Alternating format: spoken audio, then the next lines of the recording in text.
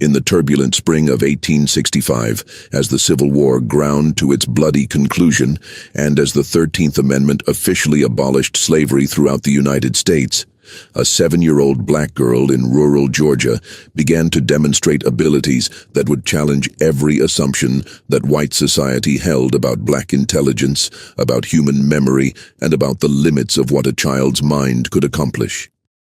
Her name was Sarah Brown, and she possessed what modern psychology would call eidetic or photographic memory, the ability to recall images, texts, sounds, and experiences with perfect accuracy after only brief exposure, as if her mind could take photographs of everything she encountered and store them permanently for later retrieval with complete fidelity. Sarah was born in 1858 on a plantation in Wilkes County, Georgia, to parents who had been enslaved since birth. Her mother, Harriet Brown, worked as a house servant in the plantation's main house, a position that was considered relatively privileged compared to field work, but that came with its own forms of exploitation and danger, particularly for enslaved women who were vulnerable to sexual violence from white men who had absolute power over their bodies.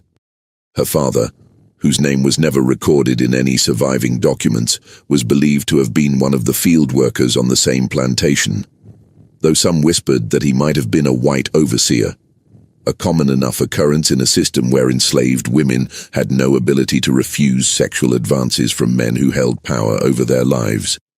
Sarah's early childhood was spent in the brutal final years of slavery, a time when the institution was under increasing pressure from the war, but when its daily violence and dehumanization continued unabated for those who remained in bondage. The plantation where she lived was smaller than the massive cotton operations in the deeper South, focusing primarily on food crops and livestock that supplied Confederate armies. But the conditions were harsh and the discipline was severe as plantation owners and overseers struggled to maintain control over an enslaved population that knew that freedom might be coming and that showed increasing resistance to the regime that held them. Before we continue this powerful story, if you believe the memory of our people must never be erased, write in the comments where you're watching from, and subscribe so our community can grow and our voice can become even stronger.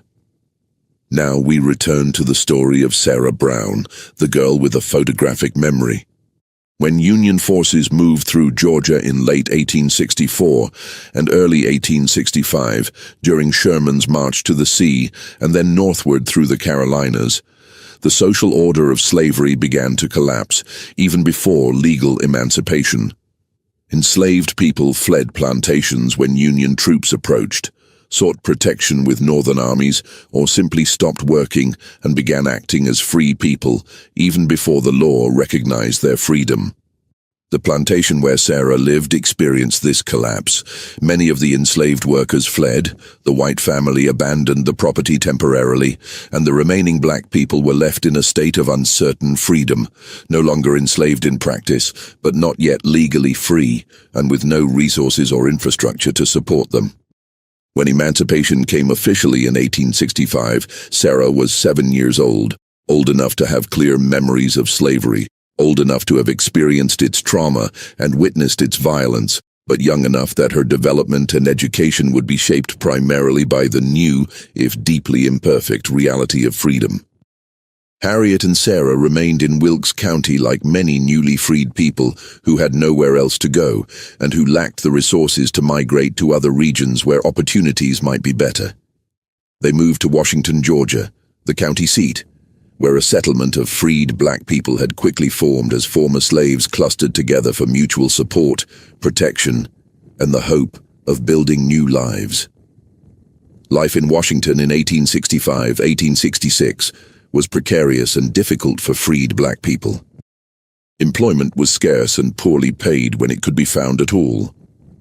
White residents were hostile to black freedom and to black presence in the town, using violence and intimidation to try to drive black people out or to force them back into labor arrangements that resembled slavery in everything but name. The Freedmen's Bureau, the federal agency tasked with assisting formerly enslaved people in the transition to freedom, had minimal presence in the area and minimal resources to help the thousands of people who desperately needed assistance with food, shelter, employment, education, and protection from violence. Harriet found work as a laundress and as a domestic servant for white families, earning barely enough to keep herself and her daughter alive in a one-room cabin in the black settlement. She worked long hours, often from before dawn until after dark, doing the back-breaking labor of washing clothes by hand, carrying heavy loads of wet laundry, heating water over open fires regardless of the season or the weather. It was brutal work that destroyed her health and left her exhausted and aged beyond her years, but she endured it because she was determined that Sarah would have opportunities that slavery had denied, opportunities that would give her daughter a life different from and better than the one Harriet had known. The most important opportunity, the one that represented hope and dignity and future possibility for freed black people, was education. During slavery, it had been illegal in most southern states to teach enslaved people to read and write. Literacy was understood by both enslaved and enslavers as dangerous, as a form of power that threatened the control slavery depended upon. Enslaved people who could read might read abolitionist literature, might forge passes to escape, might communicate with each other in ways that overseers couldn't monitor. So literacy was criminalized and violently suppressed, with enslaved people caught learning to read facing brutal punishments, whippings, mutilation, sale away from family, and with anyone caught teaching them facing legal penalties and social ostracism. But with emancipation came an explosion of hunger for education among freed people. Adults who had been denied literacy their entire lives sought to learn. Parents were desperate to ensure their children had the education they had been denied. Learning to read and write was understood not just as practical skill, but as claiming humanity, as exercising freedom, as accessing power that had been violently withheld. Black communities organized schools despite having almost no resources, meeting in churches and homes and any available space, teaching with whatever materials could be scrounged or donated, learning by candlelight and firelight when work obligations prevented daytime attendance. In Washington, education for black children was dangerous and nearly impossible to access in the immediate aftermath of emancipation. White society violently opposed black literacy, viewing educated black people as threats to the racial hierarchy that was supposed to replace slavery as the organizing principle of Southern society. Schools for black children were burned, teachers were threatened and sometimes killed, students were harassed and attacked. But despite these dangers, black communities and northern missionaries persisted in creating educational opportunities driven by the understanding that education was essential to freedom and to the possibility of building better futures. Harriet enrolled Sarah in one of these makeshift schools in late 1865, a few months after emancipation. The school was held in a small wooden church that the black community had built quickly after freedom came, using scavenged materials and donated labor, creating a structure that served as place of worship on Sundays and as schoolhouse on weekday evenings. The teacher was a young black woman named Martha Williams, who had been born free in the North and who had been educated by Quaker missionaries committed to black education.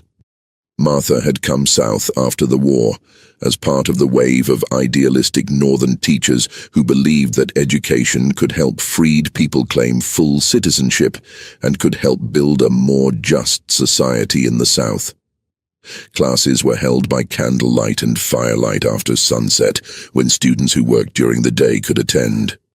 Most of Martha's students were adults and older children who had never been allowed to learn during slavery and who were learning basic literacy as adults, slowly and with great difficulty.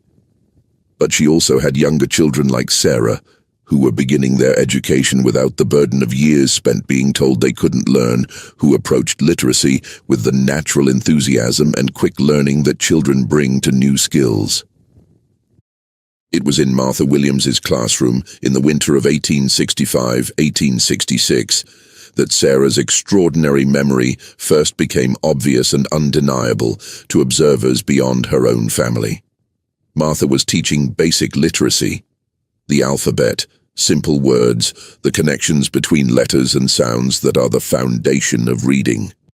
She used slates and chalk when she could get them, wrote letters and words on scraps of paper that students would practice copying, read aloud from the few books available, primarily Bibles and spelling primers donated by Northern charitable organizations.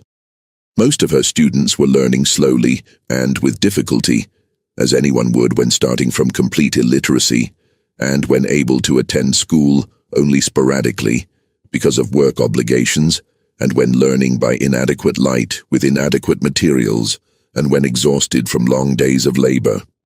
Adults who had spent their entire lives being told they couldn't learn often struggled with the basics, not because they lacked intelligence, but because learning is harder when you're older, and when decades of being denied education have convinced you that you're incapable of intellectual achievement.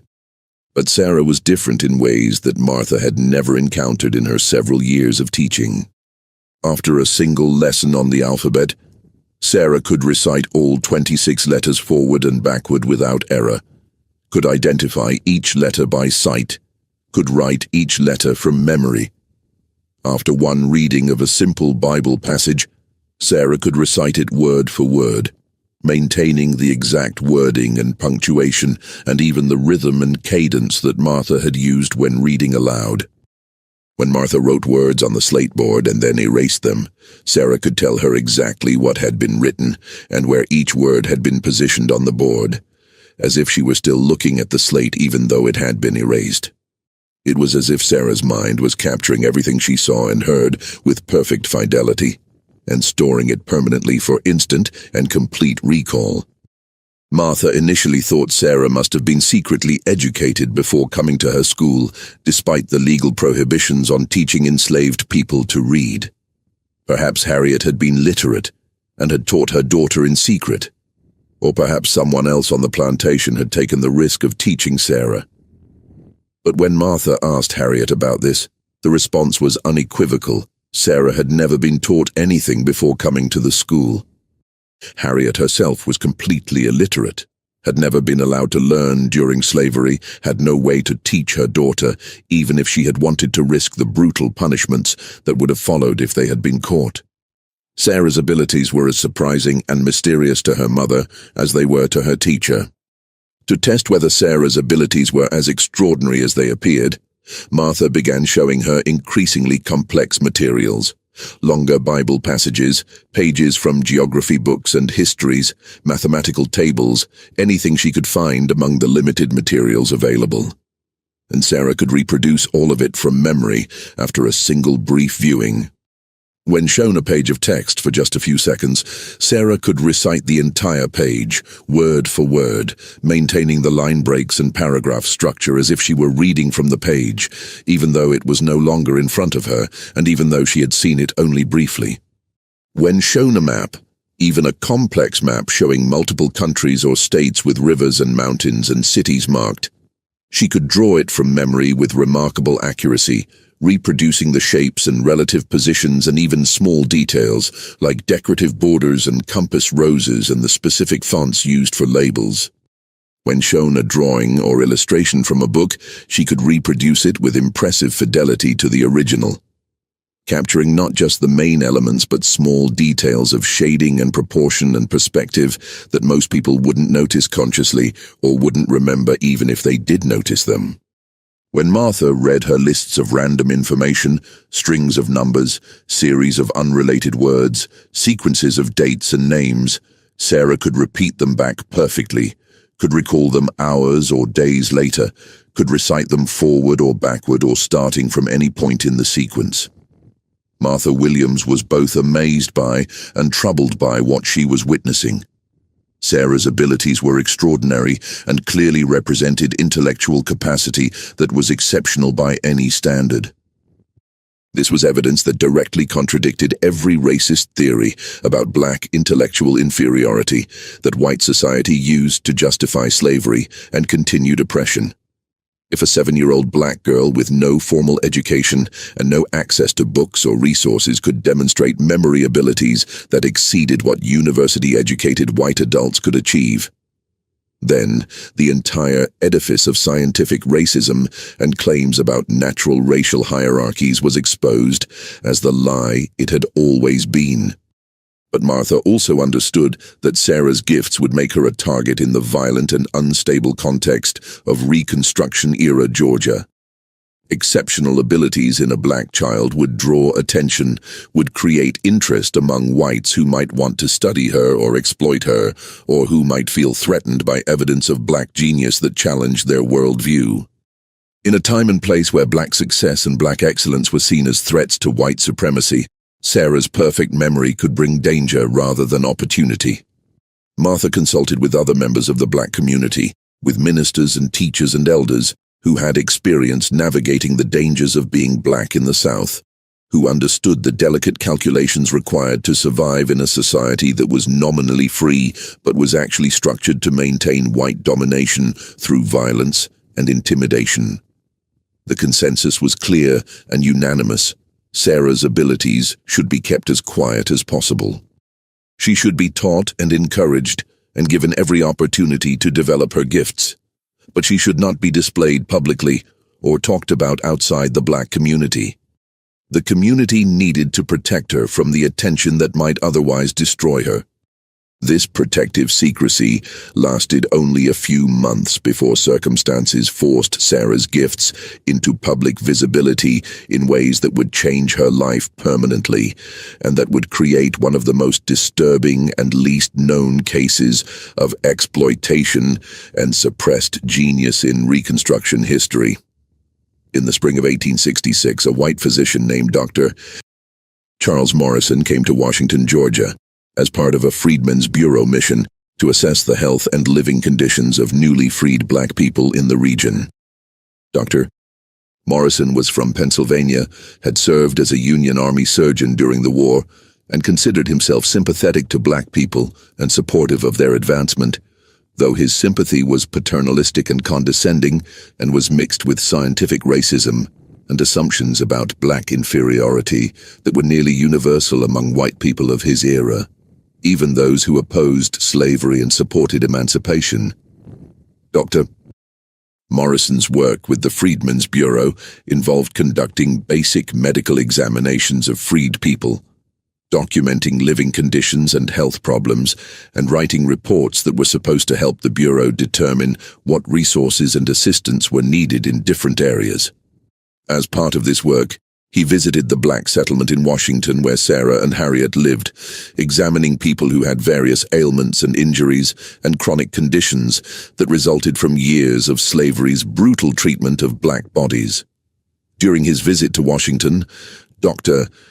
Morrison happened to observe one of Martha Williams' evening classes in the church, curious about the educational efforts that Northern missionaries and black communities were making, and wanting to see for himself how freed people were responding to educational opportunities. He witnessed Sarah demonstrating her memory abilities, reciting long Bible passages after single readings, reproducing maps and diagrams from memory, answering questions about materials she had seen only briefly. Dr. Morrison was stunned by what he observed and immediately recognized that he was witnessing something extraordinary that warranted further investigation and documentation from a medical and scientific perspective. He approached Harriet Brown and asked permission to examine Sarah more thoroughly, to conduct systematic tests of her memory abilities, to document what appeared to be an unprecedented case of eidetic memory in a child. Harriet was deeply reluctant. She understood intuitively that allowing white authorities to study her daughter was dangerous, that Sarah might become a spectacle, might be taken away from her, might be exploited in ways that Harriet couldn't prevent or control. She had lived her entire life understanding that white interest in black people was never benign, that white attention brought danger, that anything that made a black person exceptional or different or valuable in white eyes could lead to exploitation or worse. But Dr. Morrison was persuasive, and he had authority as a Freedmen's Bureau representative. He assured Harriet that Sarah would be treated respectfully, that the examination would be brief and would be conducted locally rather than requiring Sarah to travel anywhere, that the knowledge gained would benefit not just science, but would provide evidence of black intellectual capacity that could help the cause of racial equality and black advancement. He promised that Sarah wouldn't be harmed, that Harriet could be present during all examinations, that no one would take Sarah away from her mother. He framed his interest as benevolent and scientific rather than exploitative, and in the context of 1866, when the Freedmen's Bureau represented federal authority and when refusing white requests was dangerous for black people, regardless of what rights emancipation was supposed to have granted, Harriet felt she had little choice but to agree. Over the following weeks in spring 1866, Dr. Morrison conducted extensive testing of Sarah's memory abilities, using whatever materials he could find or create. He would show her pages from medical textbooks, the only books he had access to, and ask her to recite them. He would draw complex anatomical diagrams and ask her to reproduce them hours or days later. He would read her lists of random words or numbers or dates and test her recall after various delays. He would show her photographs and illustrations and then ask her to describe them in detail or to draw what she had seen. Sarah's performance was consistent and remarkable across all of these tests. She could recall text with perfect accuracy, reproducing not just the content and meaning, but the exact wording, punctuation, capitalization, even typographical errors or unusual formatting. She could reproduce images with impressive fidelity, capturing details of shading, proportion, perspective, and composition that most people wouldn't notice consciously. She could remember lists of random information, strings of numbers, series of unrelated words, sequences of nonsense syllables, with perfect accuracy even after delays of hours or days. Her recall seemed to be truly photographic, as if she were reading from or looking at internal images of material she had seen previously, rather than reconstructing memories from abstracted or processed information the way most people do. Dr. Morrison was meticulous in his testing and documentation, conducting experiments designed to rule out alternative explanations for Sarah's abilities. He tested whether she might be using memory techniques or tricks rather than genuinely having eidetic recall. He tested whether her abilities were specific to certain types of material or whether they extended across all forms of information. He tested whether her recall degraded over time or remained perfect indefinitely. In every case, the results confirmed that Sarah possessed genuine eidetic memory of a kind that was extremely rare and that exceeded anything Dr. Morrison had encountered in his medical career or had read about in medical literature. He documented his findings in detailed reports that he sent to medical journals in Philadelphia and Boston, describing Sarah as a Negro child of approximately 8 years who demonstrates memory abilities that exceed anything previously documented in medical or psychological literature. He noted that Sarah's recall was not merely excellent, but appears to be truly eidetic or photographic in nature, suggesting that her mind captures and stores sensory information with perfect fidelity rather than processing and abstracting it in the manner typical of human memory. He speculated about possible neurological mechanisms that might account for her abilities, though with the primitive understanding of brain function that existed in 1866, his theories were necessarily vague and largely wrong. But Dr. Morrison's scientific interest quickly transformed into something more troubling and more exploitative. He recognized that Sarah's case could bring him professional recognition and prestige. Medical journals would publish articles about such an extraordinary case. Universities might invite him to present his findings. His name would be associated with the discovery and documentation of unprecedented human abilities. This could advance his career significantly, could establish his reputation beyond the relatively modest achievements of being a Union Army surgeon and Freedmen's Bureau doctor. He also recognized that Sarah could be profitable in more direct ways. White audiences would pay to see the Negro child with perfect memory. Demonstrations of her abilities could generate income that Dr. Morrison could keep for himself, while paying Harriet only token amounts or nothing at all. In a time and place where black people had minimal legal rights and where their labor and even their bodies could be exploited with impunity, Sarah represented an opportunity for profit that Dr. Morrison decided to pursue despite the ethical problems that should have been obvious even by the standards of 1866. Beginning in summer 1866, Dr. Morrison began organizing public demonstrations of Sarah's abilities. He placed advertisements in local newspapers and in newspapers in nearby towns, Athens, Augusta, Atlanta, announcing that audiences could witness the remarkable colored girl who never forgets, and the Negro child prodigy with perfect memory. He rented halls and charged admission, pricing tickets high enough to generate significant income, but low enough to ensure good attendance.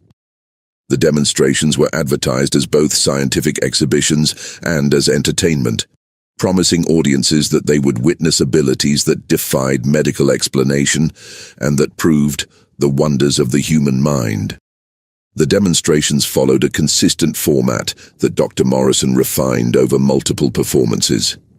Sarah would be brought onto a stage where Dr. Morrison would introduce her and would provide brief background about her abilities and about the testing he had conducted. Then audience members would be invited to bring materials forward: books, newspapers, maps, documents, anything they wanted to test Sarah with. Dr. Morrison would show these materials to Sarah briefly, usually for just a few seconds, and would then ask her to recall what she had seen. She would recite text word for word, would describe images in detail, would reproduce maps and diagrams, demonstrating her perfect memory for the amazement of paying audiences. Dr. Morrison would lecture during these demonstrations about the scientific significance of Sarah's abilities, would speculate about the mechanisms that might account for her perfect memory, would sometimes make arguments that her case proved that black people were capable of intellectual achievement despite what racist theories claimed. But regardless of how he framed these lectures or what arguments he made, the demonstrations were fundamentally exploitative. Sarah was being displayed as a curiosity, a spectacle, an oddity that existed for white entertainment and amazement. She was being used to generate profit that went primarily to Dr. Morrison rather than to Sarah or her mother. She was being subjected to pressure and stress and exhaustion, performing repeatedly for audiences that were often hostile, dealing with the psychological burden of being treated as less than fully human, experiencing the trauma of being stared at and evaluated and discussed as if she were an object rather than a person. Harriet tried to protect her daughter and tried to limit the exploitation, but she had minimal power in this situation. Dr. Morrison controlled access to Sarah during the demonstrations and kept most of the profits for himself, giving Harriet only small payments that were framed as compensation for Sarah's time, rather than as fair share of the income her abilities were generating. When Harriet complained or tried to refuse to allow Sarah to participate, Dr.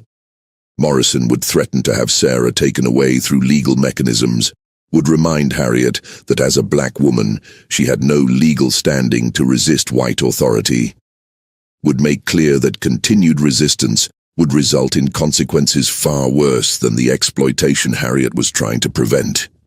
The audiences at these demonstrations were mixed in their reactions, revealing the complex and contradictory attitudes that white Southerners held toward black people and black abilities in the immediate aftermath of slavery. Some audience members were genuinely amazed by Sarah's abilities and were forced to reconsider their assumptions about black intellectual inferiority. They would leave the demonstrations talking about what they had witnessed, questioning whether the racist theories they had been taught could be correct if a black child could demonstrate abilities that exceeded what educated white adults could achieve. For some whites, Sarah's perfect memory was genuinely eye-opening and genuinely challenged their beliefs about race and human potential. But other audience members were suspicious and hostile, assuming that trickery or fraud must be involved because they couldn't accept that a black child could possess abilities that exceeded what most white people could achieve. They would scrutinize Sarah's performances looking for evidence of deception, would bring deliberately difficult or obscure materials to try to catch her making errors, would accuse Dr. Morrison of coaching her or of having confederates in the audience who provided information through hidden signals.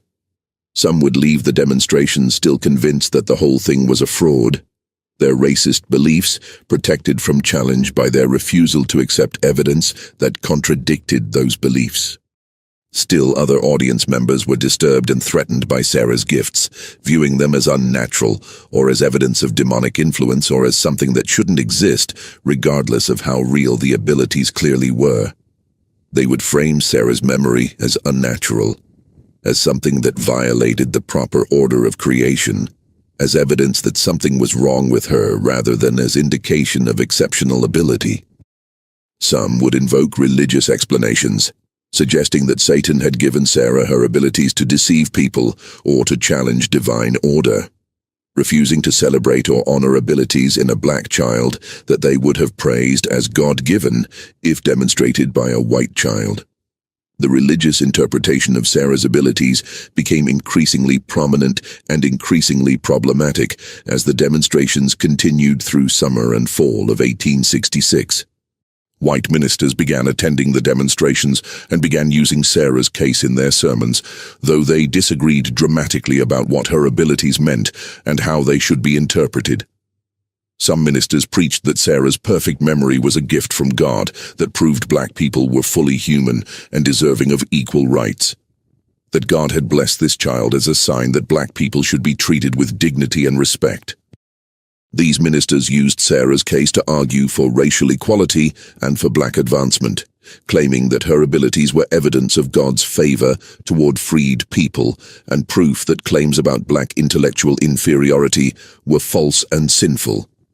But other ministers preached that Sarah's abilities were unnatural and demonic, that no human being should have such perfect recall of everything they encountered, that her memory was a sign of possession by evil spirits or by Satan himself. They would cite biblical passages about demons and possession, would claim that Sarah's abilities allowed her to access forbidden knowledge, would argue that her perfect memory gave her powers that humans weren't meant to have. These ministers used Sarah's case to argue that black people were inherently connected to evil forces, that freedom had unleashed demonic influences that slavery had kept contained, that Sarah represented the dangers of black autonomy and black development.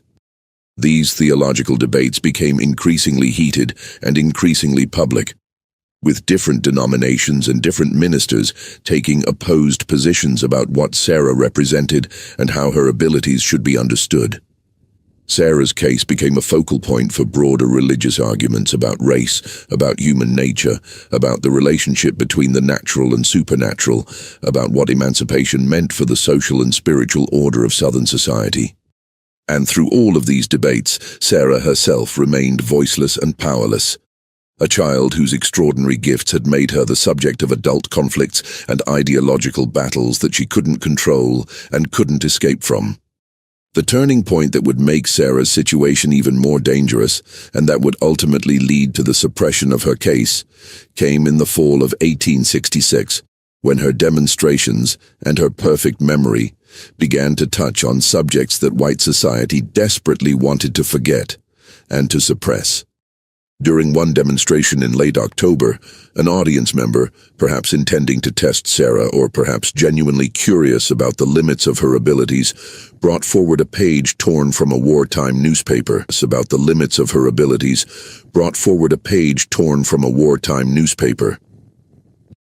The page contained an article and an illustration about a lynching that had occurred in Wilkes County in 1863.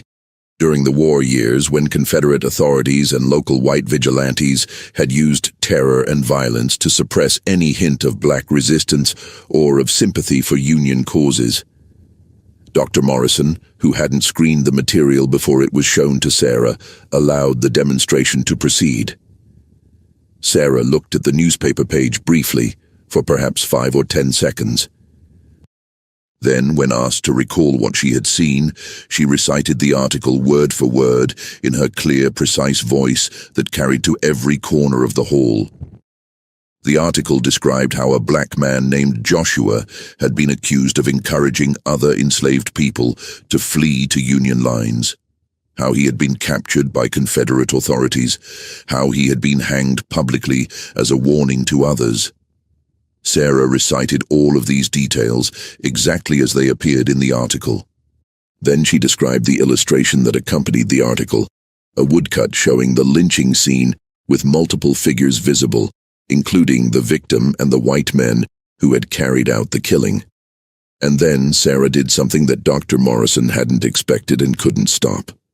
She began identifying the white men in the illustration, naming them by the names she recognized from her own memories and from stories she had heard in the black community. "That's Mr. Patterson," she said, pointing to where the figure was in her mental image of the illustration. "He ran the general store. And that's Mr. Willis, who owned the plantation north of town, and that's Mr. Carver, who was the sheriff." She continued naming men, identifying them by their roles in the community, describing them from her perfect memory of having seen them around Washington and Wilkes County during her childhood. The audience reaction was immediate, visceral, and hostile. Men who had been at that lynching, or who knew the men Sarah was naming, recognized themselves or their associates in her descriptions. They shouted denials, accused Dr. Morrison of coaching Sarah to make false accusations, accused Sarah herself of lying. Some stood and threatened violence, their faces red with rage. The demonstration ended in chaos, with Dr. Morrison rushing Sarah off the stage while audience members shouted and argued, and while some demanded their money back, claiming they had been brought to witness an educational exhibition, not to be accused of crimes by a black child who couldn't possibly remember events accurately. Dr. Morrison tried to smooth over the incident, tried to claim that Sarah had simply been confused or had been identifying people randomly without any real knowledge of who had been involved in the lynching. But the damage was done. Sarah had revealed that white men wanted forgotten and erased from public record. She had demonstrated that she remembered specific faces, specific names, specific events from her childhood during slavery and during the war years, and that she could testify with perfect accuracy about violence and crimes that white society wanted, buried in the service of reconciliation and moving forward, without accountability for past atrocities. After this incident, something shifted in how white society viewed Sarah. She was no longer just an amusing curiosity or a scientific wonder. She was a threat. She was a witness who couldn't be made to forget, who could testify about things that white men had assumed were safely hidden in the past. She was evidence that couldn't be destroyed, and that couldn't be suppressed through the normal mechanisms of intimidation and silencing that white society used to control black testimony. And Sarah herself seemed to understand, perhaps for the first time, what her perfect memory meant in this context. She began spontaneously producing drawings and descriptions during and after the demonstrations, not just reproducing whatever Dr. Morrison showed her, but drawing and describing scenes from her own memories, scenes from slavery and from the violent early days after emancipation. She would draw faces of white men she had seen participating in whippings, in sexual violence against enslaved women, in theft of property from freed black people. She would recall conversations she had overheard, threats that had been made, names of people who had disappeared and whose disappearances had never been officially investigated or acknowledged. She drew maps, showing locations of unmarked graves where bodies of black people had been buried in secret after being killed by white violence. She named specific plantations and specific white families where she had witnessed or heard about brutal treatment.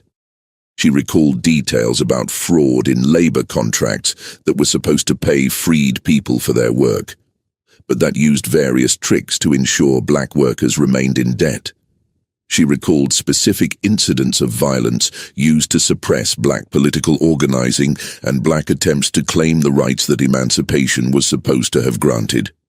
She became, through her perfect memory and through her willingness to testify to what she remembered, a living archive of white crimes against black people during slavery and during the violent early years of Reconstruction. Every incident she had witnessed or heard about, every face she had seen, every name she had learned, all of it was stored permanently in her perfect memory and could be recalled and reported with accuracy that couldn't be challenged or discredited through the usual methods of attacking black testimony. This made Sarah extraordinarily dangerous to white power in Georgia in 1866-1867. The Reconstruction period was a time of intense political struggle over what the post-slavery South would become. The federal government and Republican Party were trying to reconstruct Southern society on a basis of black citizenship and political participation and legal equality. But white Southerners were resisting this reconstruction with massive and organized violence, using terror to suppress black voting and black political organizing, using economic coercion to force black people back into labor arrangements that resembled slavery, using legal mechanisms and extra-legal violence to restore white supremacy and white control. Central to this white resistance was the need to forget the crimes of slavery and war, to move forward without accountability for what had been done to black people during centuries of enslavement and during the war that had tried to preserve that enslavement. White Southerners needed historical amnesia, needed to be able to rewrite the past as having been less brutal than it was, needed to suppress testimony and evidence that might document what had really happened and who had been responsible. The lost cause mythology that would dominate Southern and American historical memory for a century was already being constructed. Myths about benevolent slavery, about honorable Confederate soldiers fighting for states' rights rather than for slavery, about Reconstruction as corrupt Northern tyranny rather than as attempt to build genuine democracy. Sarah's perfect memory threatened all of this. She was a witness who couldn't be made to forget, who could testify with perfect accuracy about violence and exploitation that white men wanted buried. She was evidence that couldn't be destroyed and that couldn't be suppressed through intimidation because her memory was permanent and because she had already demonstrated publicly that she could recall things that powerful people wanted forgotten. Her very existence challenged the historical forgetting that white supremacy required. Local newspapers that had initially reported on Sarah's demonstrations with fascination and curiosity now stopped mentioning her name. Articles that had been planned about the memory girl were killed by editors who recognized that continued publicity about Sarah and her abilities would create problems for the white power structure. Dr.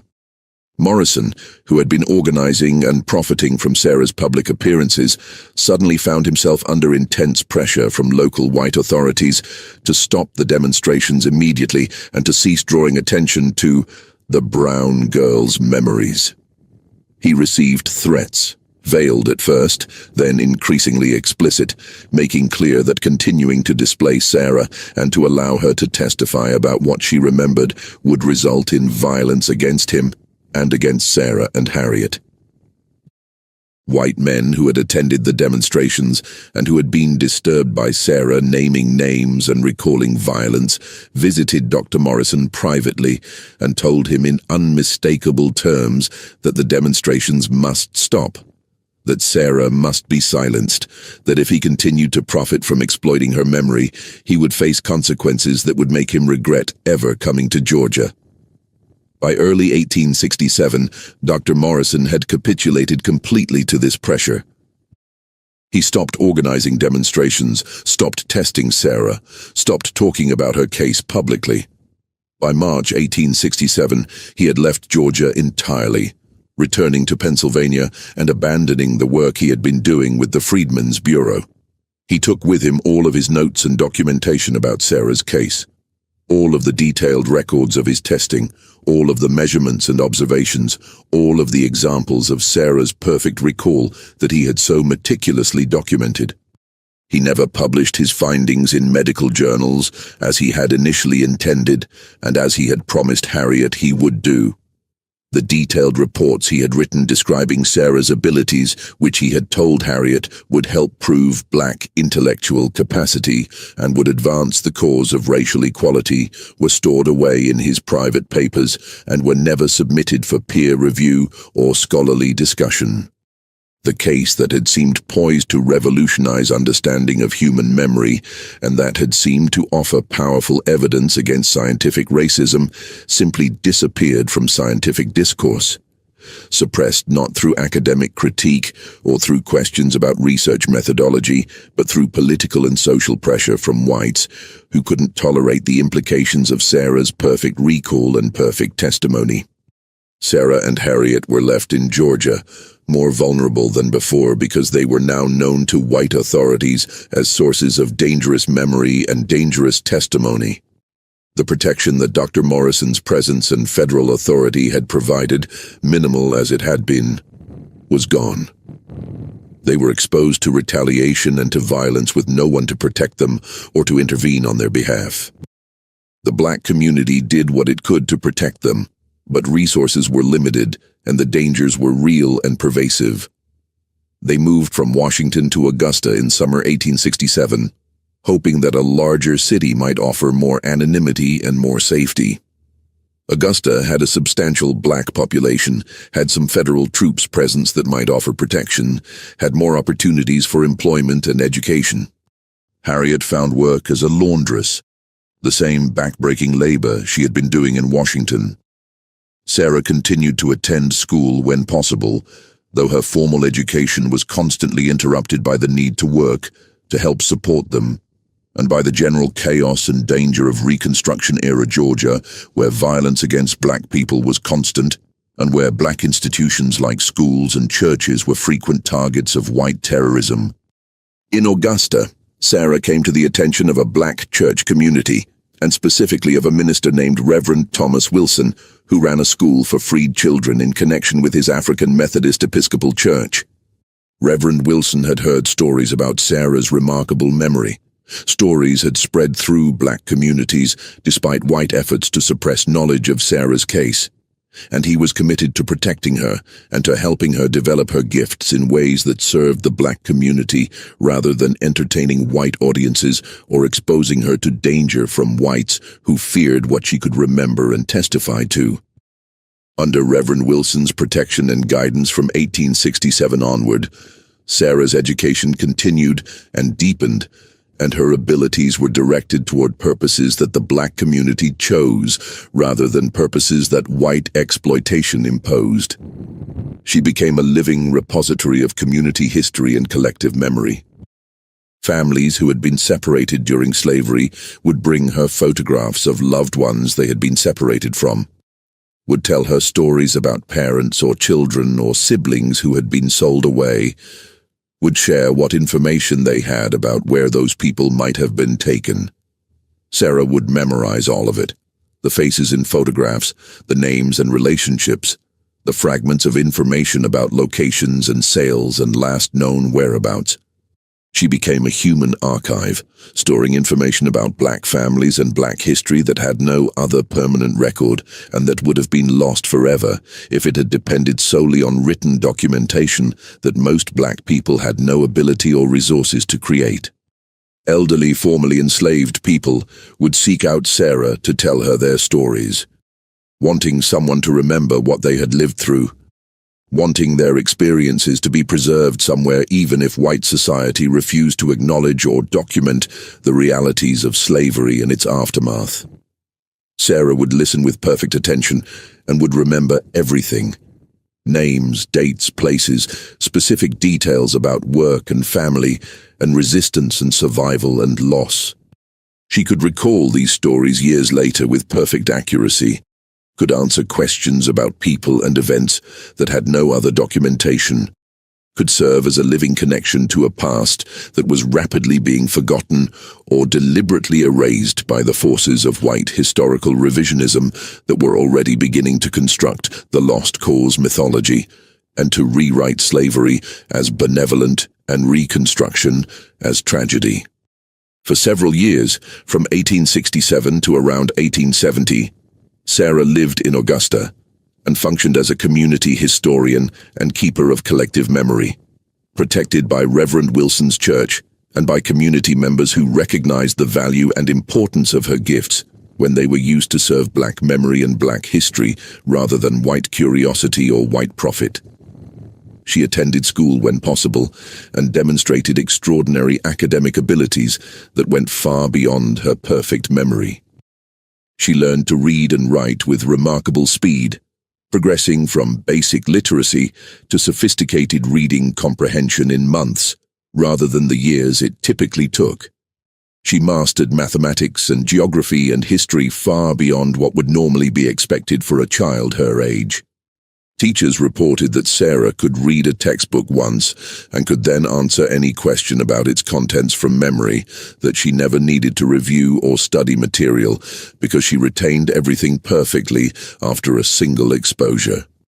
She could look at a map in a geography book for a few seconds and could then draw the map from memory, or could answer questions about the locations of cities and rivers and mountain ranges and national borders. She could read a history book once and could recite dates and events and names with perfect accuracy, could recall exact quotations from historical figures, could describe illustrations, and could even reproduce them by drawing. By age 12 in 1870, Sarah had completed what would normally be considered a primary education and had begun studying more advanced subjects, algebra and geometry, Latin grammar, works of literature and history that would typically be taught only to much older students in the elite schools that educated white children for university.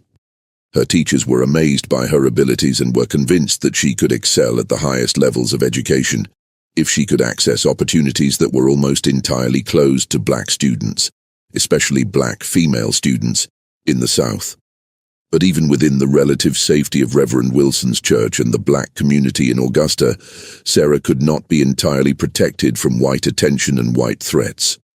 Stories about her perfect memory continued to circulate, transmitted through the networks of communication that existed despite white efforts to control information.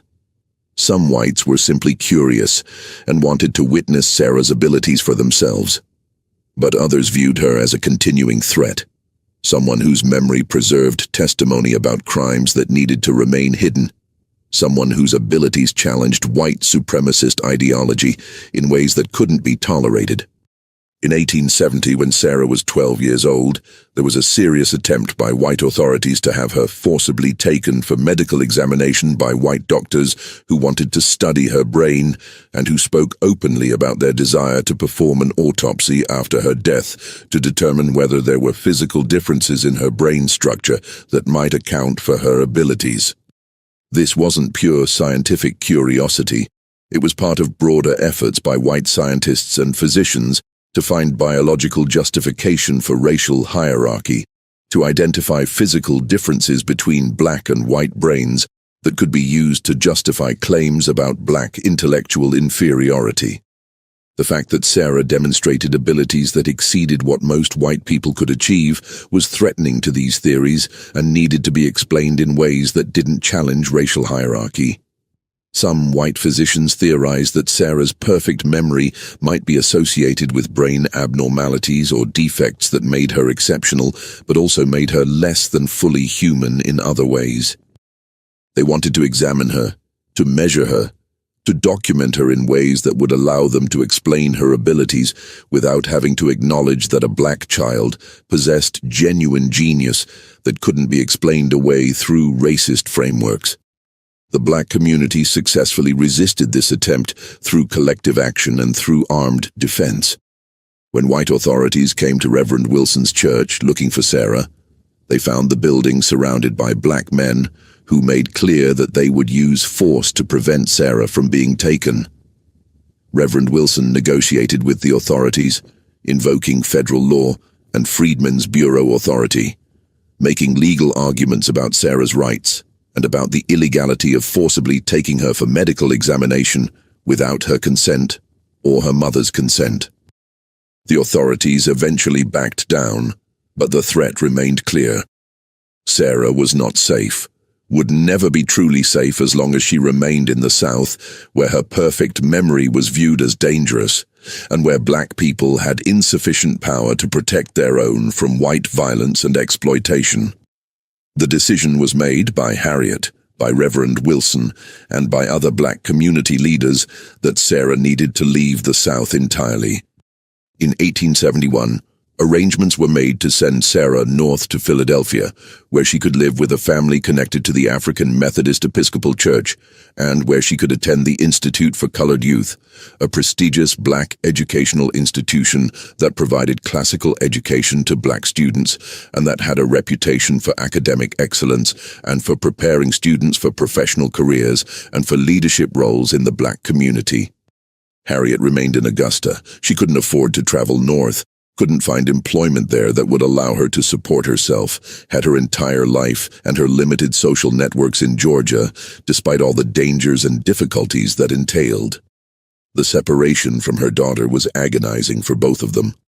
Harriet was sending away the child she had worked so hard to protect and educate, would not see her grow up, would not be present for all the milestones and achievements that she had hoped her daughter would experience.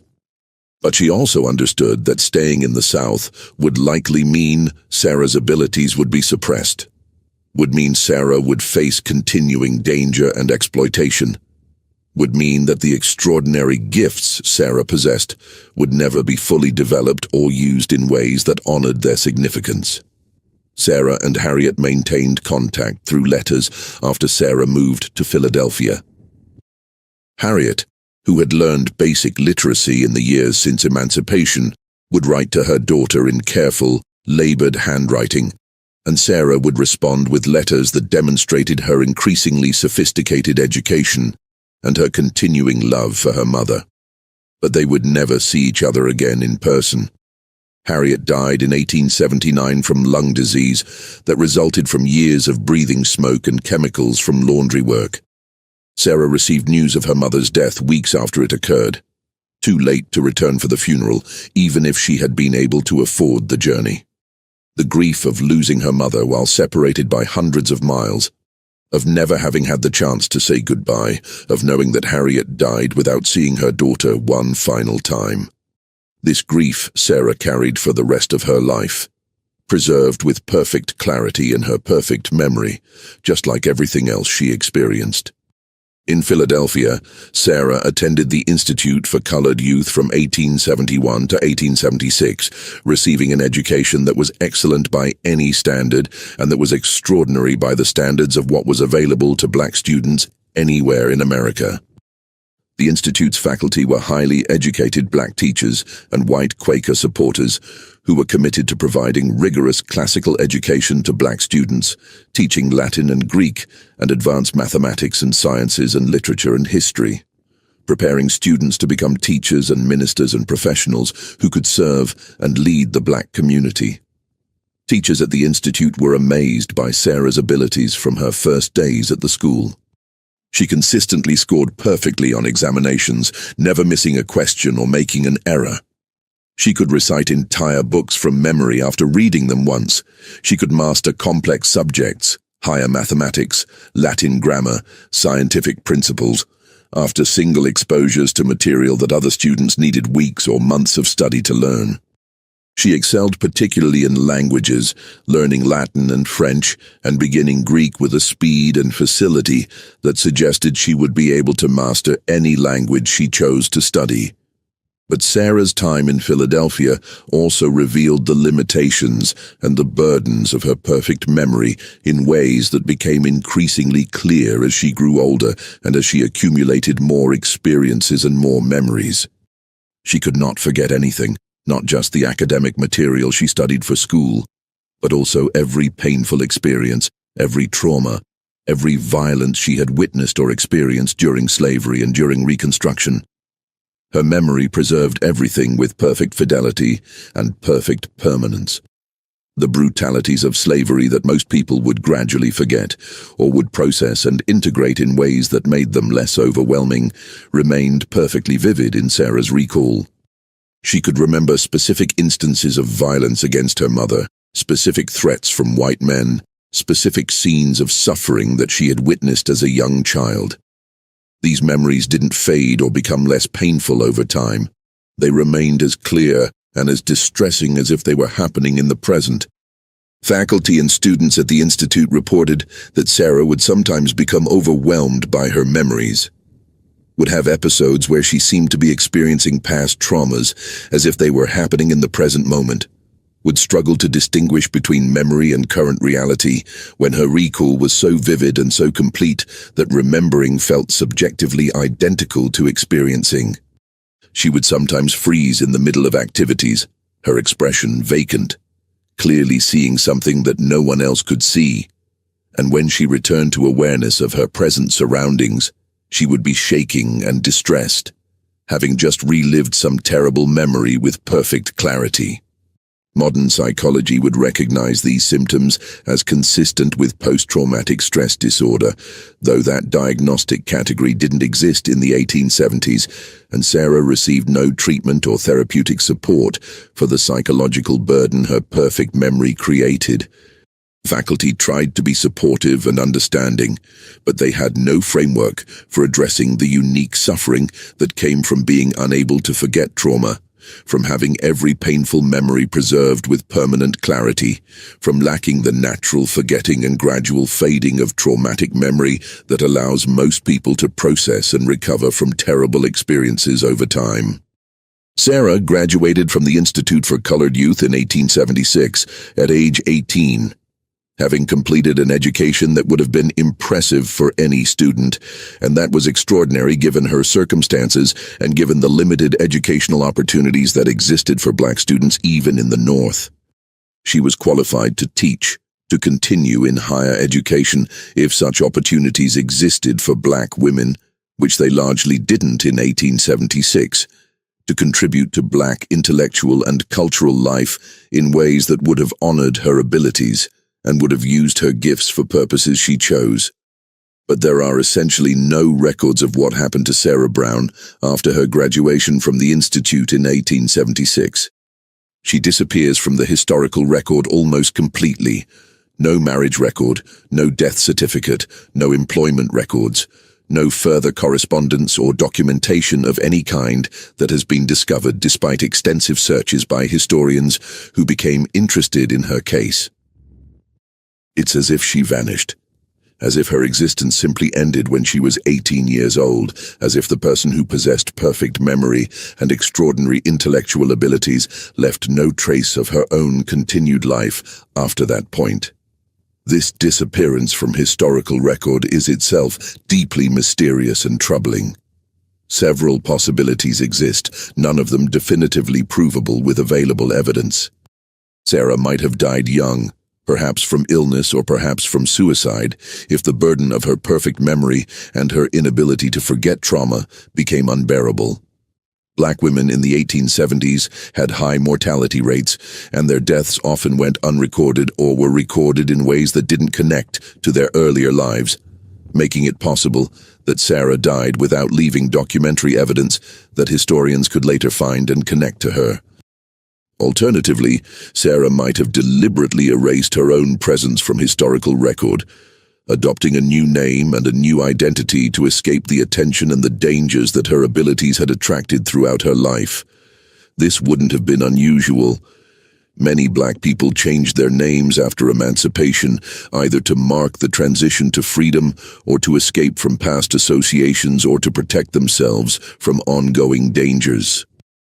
If Sarah had chosen to live under a different name and had chosen not to display her perfect memory abilities publicly, she could have lived a long life that left no documentary trace connecting her to the Sarah Brown who attended the Institute for Colored Youth.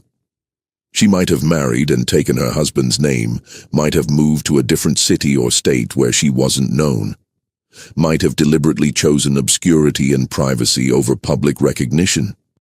given how much suffering her perfect memory had caused her, the exploitation by Dr. Morrison, the threats from whites who feared her testimony, the constant pressure of being treated as spectacle rather than as person, the burden of being unable to forget trauma. It would be entirely understandable if Sarah had chosen to hide her abilities and to live as anonymously as possible. Or something might have happened to her, violence, exploitation, institutional confinement, if her episodes of being overwhelmed by traumatic memory were misunderstood as insanity, that removed her from circumstances where she would leave documentary evidence. The 1870s and 1880s were periods of intense racial violence and oppression in both North and South. Black people who stood out in any way, who challenged racial hierarchies through their abilities or their achievements, who possessed knowledge or capabilities that threatened white supremacy, such people were targets for violence and for suppression. Sarah's perfect memory had already made her a target multiple times. It's possible that she met a fate that was never properly recorded or that was deliberately hidden. We will probably never know with certainty what happened to Sarah Brown after 1876. What we do know is that her case was never properly documented or studied by the white scientific and medical establishment, that her extraordinary abilities were exploited rather than honored during her childhood, that she was endangered rather than protected, and that ultimately she was forgotten by the dominant society that had briefly found her useful and then had found her too dangerous to remember. The fragmentary evidence of Sarah's life and abilities that has been preserved comes from several sources that were maintained by the black community and that were rediscovered by historians beginning in the 1980s when scholars became interested in uncovering suppressed stories from Reconstruction-era black history. A photograph exists, taken in 1866, showing a small black girl in a plain dress standing in front of a wooden church. This is believed to be Sarah, though the photograph carries no identifying information beyond a handwritten note on the back, saying, "Memory Girl, Washington, Georgia, 1866. The photograph shows a child with an intense, serious expression, standing very still and straight, looking directly at the camera with eyes that seem older than her years. Letters preserved in the archives of the African Methodist Episcopal Church include references to the brown girl from Georgia who remembers everything, and discussions among church leaders about protecting her and ensuring her education. A letter from Reverend Wilson to church officials in Philadelphia includes this passage. "We are sending you a child of exceptional gifts who requires protection and education beyond what we can provide here. She possesses perfect memory and has suffered greatly from those who would exploit such ability. She carries also the wounds of slavery and of violence witnessed, and will require patience and understanding as she develops her remarkable capabilities." Most significantly, a journal kept by Reverend Thomas Wilson, discovered in a church archive in Augusta in the 1980s, contains extensive descriptions of Sarah's abilities and discussions of how the black community worked to protect her and to use her memory to preserve family histories and community knowledge. The journal includes this striking passage written in 1869. "The child Sarah remembers everything, every face, every name, every story that is told to her. She has become our living archive, preserving the memories of our people that no written record captures. But she carries also a terrible burden, for she cannot forget the horrors she has witnessed. She remembers slavery with perfect clarity, remembers violence and suffering that most have mercy of forgetting gradually. I pray that her gift, which is also her curse, might serve some larger purpose that makes her suffering meaningful." And there is the letter from Martha Williams, Sarah's first teacher, written to a colleague in Philadelphia in 1867. This letter, discovered in the papers of a Quaker missionary family, discusses Sarah's case with striking insight. They fear what she remembers. It is not the child they flee from, it is the history she carries in her head. She is living testimony to crimes they wish to forget, to violence they wish to deny, to humanity in black people they wish to suppress. In a nation desperate to forget its sins and to move forward without accountability, a girl who cannot forget becomes the greatest threat of all. She preserves truth that power wishes buried, and truth is always dangerous to those whose authority depends upon lies and historical erasure. See, modern historians and psychologists who have studied the fragmentary evidence of Sarah Brown's case recognize that she almost certainly possessed genuine eidetic or photographic memory of a kind that is extremely rare and that remains poorly understood even by contemporary neuroscience and psychology. True eidetic memory, the ability to recall sensory information with perfect fidelity, as if viewing an internal image or recording, is distinguished from simply excellent memory or from trained memory techniques by the accuracy, the permanence, and the automatic nature of the recall. Sarah's abilities as documented in contemporary sources seem to represent authentic eidetic memory rather than simply exceptional memory skills. The descriptions of her being able to recite entire pages of text after viewing them for seconds, of reproducing complex images with perfect fidelity, of recalling information perfectly after single exposures without any effort at memorization. These all point toward genuine photographic memory, rather than toward learned techniques or exceptional but still fundamentally normal memory abilities. The case also reveals the particular dangers and burdens that faced exceptionally gifted black individuals in Reconstruction-era America and in the decades that followed. Sarah's abilities should have been celebrated, should have opened doors to education and opportunity, should have made her life richer and more successful. Instead, her gifts made her a target for exploitation by whites who saw her as source of profit or as scientific curiosity. Her perfect memory made her dangerous to whites who needed to suppress black testimony about slavery and about Reconstruction violence. Her abilities challenged racist ideology in ways that threatened white supremacy and that made her existence intolerable to white power structures. The suppression of her case, the way that Dr. Morrison's documentation was never published, the way that newspaper coverage stopped when her memories began touching on white crimes, the way that she disappeared from historical record after leaving the South. All of this reveals how threats to racial hierarchy were systematically suppressed regardless of their scientific or historical significance. Sarah Brown's story also highlights the political nature of memory and of historical preservation. Who gets to remember? Whose memories are preserved and whose are erased? What happens when a society's need to forget, its need to rewrite history in ways that serve current power relations, comes into conflict with individuals whose memories will not cooperate with collective amnesia? Sarah's perfect memory made her a threat precisely because she could not be made to forget, could not be convinced that events had happened differently than she remembered, could not be silenced through the normal. Mechanisms of historical revision and erasure that allowed white society to construct the lost cause mythology and to suppress testimony about the realities of slavery and Reconstruction violence. In the end, Sarah Brown was defeated not by the limitations of her own abilities, but by the society that could not tolerate her gifts. She deserved celebration, protection, opportunity to develop her extraordinary memory in ways that served purposes she chose. Instead, she faced exploitation, danger, and ultimately erasure. Her story stands as one of countless examples of how black genius and black testimony have been systematically suppressed throughout American history when they threatened white power and white historical narratives. What do you think of Sarah Brown's story? Do you believe she truly possessed photographic memory as the evidence suggests? Why do you think her case was suppressed, and why did she disappear from historical record? Have you heard stories in your family about individuals with extraordinary abilities who were exploited rather than celebrated?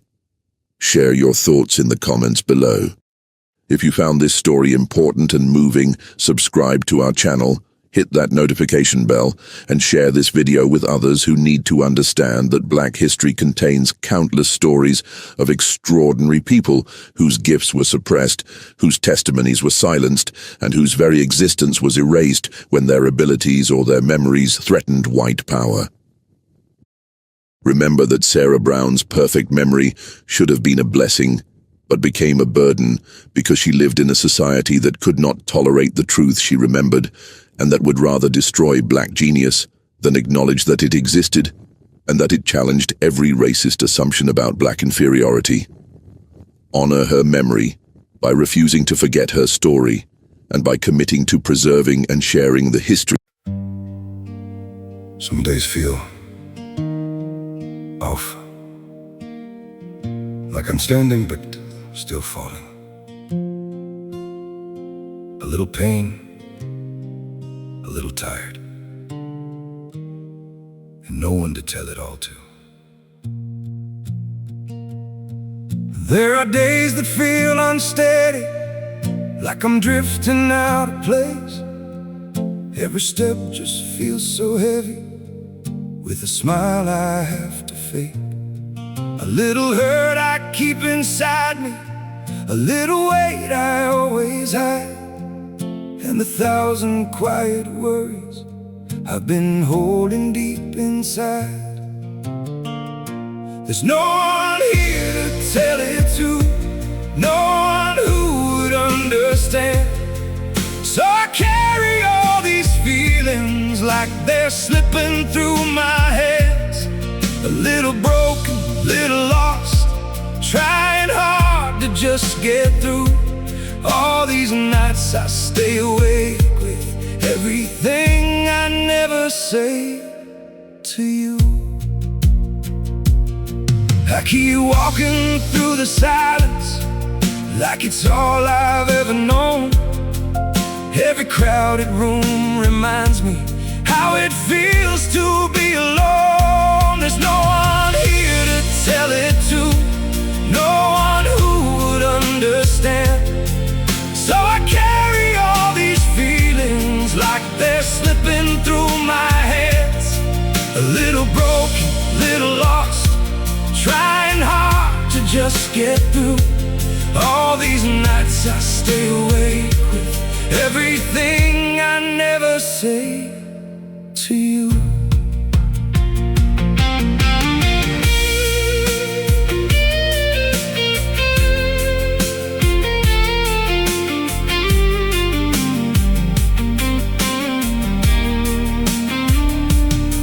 Maybe one day I'll be stronger, maybe I'll learn how to speak, but for now I keep it buried in the parts of me too weak. There's no one here to tell it to, no one who would understand. So I carry all these feelings like they're slipping through my hands. A little broken, little lost, trying hard to just get through. All these nights I stay awake with everything I never say to you.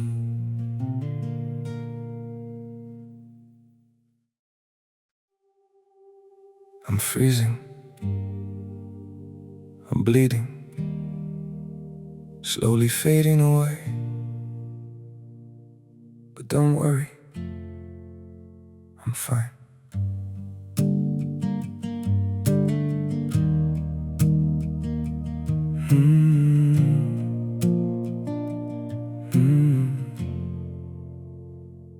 The cold has settled in my heartbeat, like winter living in my veins.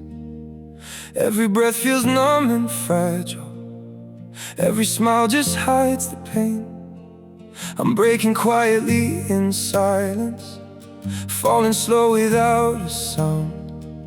Yet I keep saying I'm okay, while my world burns to the ground. I'm frozen here, I'm bleeding slowly, dying piece by piece inside. But I still whisper, it's alright, just just to keep you from goodbye. I'm shattered, love, but don't you worry. I'll pretend till my last breath. Even while my soul is fading, I'll say everything's okay. Maybe pain just learned to live here. Maybe sorrow feels like home. So I wear my wounds like armor and survive them all alone. I'm frozen here, I'm bleeding slowly, dying piece by piece inside. But I still whisper, it's alright, just to keep you from goodbye. I'm shattered, love, but don't you worry. I'll pretend till my last breath. Even while my soul is fading, I'll say everything's okay. If you ever see me smiling, no, it's just my last defense. 'Cause sometimes love means hiding how much you're suffering.